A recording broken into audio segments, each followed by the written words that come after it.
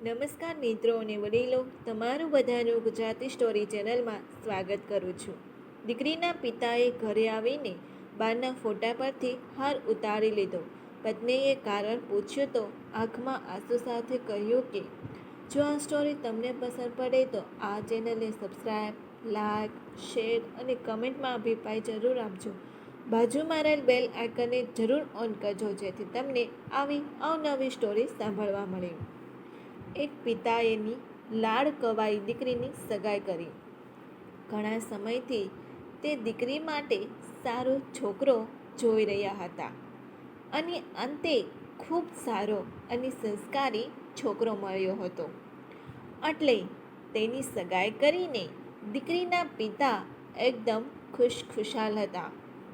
છોકરાની સાથે સાથે વેવાઈ પણ ખૂબ જ માણસાઈવાળા હોવાથી દીકરીના પિતા ઉપરથી જાણે મોટો બોજો ઉતરી ગયો હતો. કેવી રીતના તે અત્યંત હળવા થઈ ગયા હતા. એવામાં એક દિવસ દીકરીના સાસરિયામાં વેવાઈને જમવા તેડાવ્યા. એટલે થોડી તેની તબિયત સારી ન હતી, પરંતુ તેમ છતાં આમંત્રણ મળ્યું હતું એટલે તેનું માન રાખીને દીકરીના પિતા તેના નવા વેવાઈના મહેમાન બન્યા. દીકરીની સાસરીમાં જતી વેળાએ તેને ખૂબ જ આદર સાથે માન સન્માન આપવામાં આવ્યું. બંને વેવાઈ એકબીજાને મળીને અવનવી વાતો કરવા લાગ્યા. થોડા સમય પછી વેવાઈ માટે ચા આવી. દીકરીના પિતાને ડાયાબિટીસ હતું, એટલે ડૉક્ટર ખૂબ જ સાવચેતીથી રાખવા કહ્યું હતું અને એમાં પણ ખાંડવાળી ચાની ચોખ્ખી મનાઈ કરેલી હતી. તેમ છતાં હજુ નવા સંબંધ બંધાયા છે અને ચાની ના ક્યાં પાડવી, એટલે ખોટું ન લાગે તેથી દીકરીના પિતાએ ચા લઈ લીધી અને જેવી ચાની પહેલી ચૂસકી મારી તો બિલકુલ પોતાના ઘર જેવી જ હતી, જેમાં ખાંડ પણ હતી જ નહીં અને એલચી પણ નાખેલી હતી. ચાનો એક સબડકો લઈને દીકરીના પિતા વિચારમાં પડી ગયા કે આ લોકોને કઈ રીતે ખબર હશે કે મારે કેવી ચા પીવાની છે.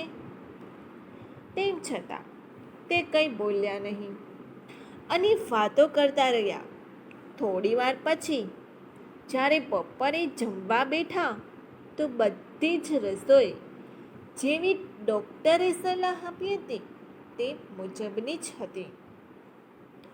જમીને આરામની વ્યવસ્થા હોવાને કારણે આરામ કર્યો.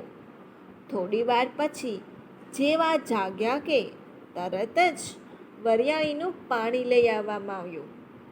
વરિયાળીનું પાણી પણ તેને પીવાની ટેવ હતી. આ બધી ઘર જેવી રીત નવા સમધીને કઈ રીતે સમજાય તેની ખબર દીકરીના પિતાને પડી રહી હતી નહીં.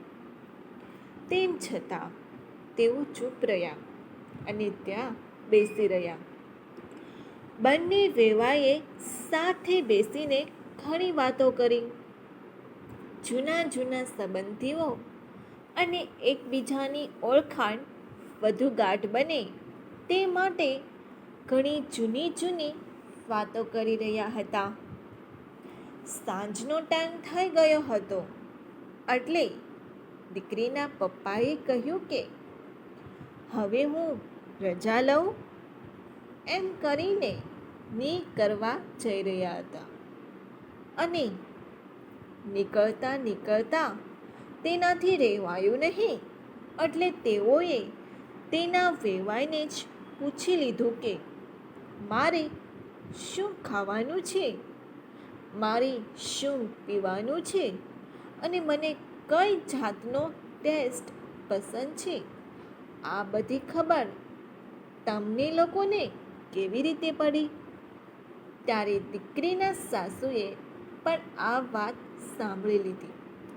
તેની પણ આ વાતમાં ધ્યાન હોવાથી તેને તરત જ જવાબ આપતા કહ્યું કે ગઈકાલે સાંજે જ તમારી દીકરીનો મારા પર ફોન આવી ગયો હતો.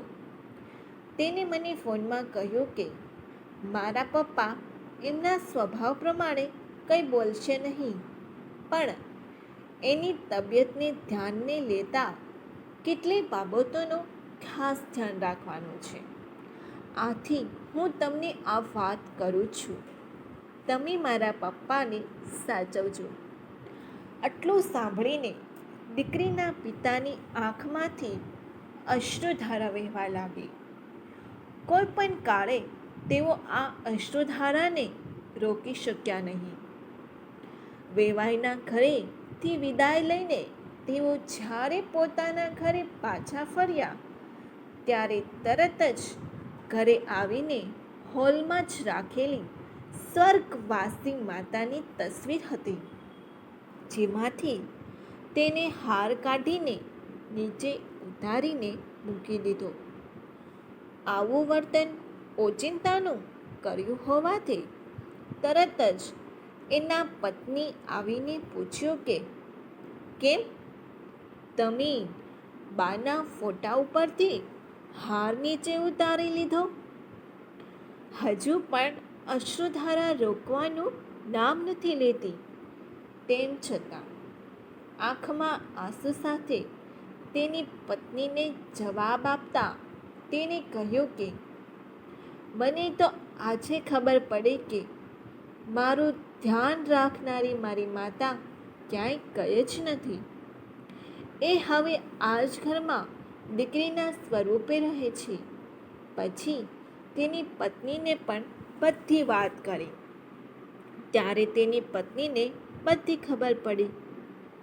એટલે જ કદાચ કહેવાતું હોય છે કે જેના ઘરમાં દીકરી હોય છે એને બે માતાનો પ્રેમ મળે છે. કારણ કે એક તો દરેકને જન્મદાત્રી માં હોય છે અને બીજી દીકરીમાં રહીને બાપને જીવની જેમ સાચવતી હોય એવી માતા. જો તમને આ લેખ પસંદ પડ્યો હોય તો દરેક લોકો સુધી શેર કરજો. આવી સ્ટોરી સાંભળવા માટે આ ચેનલને સબસ્ક્રાઈબ, લાઈક, શેર અને કમેન્ટમાં અભિપ્રાય જરૂર આપજો. બાજુમાં રહેલ બેલ આઇકનને જરૂર ઓન કરજો, જેથી તમને આવી અવનવી સ્ટોરી સાંભળવા મળે. ખૂબ ખૂબ આભાર.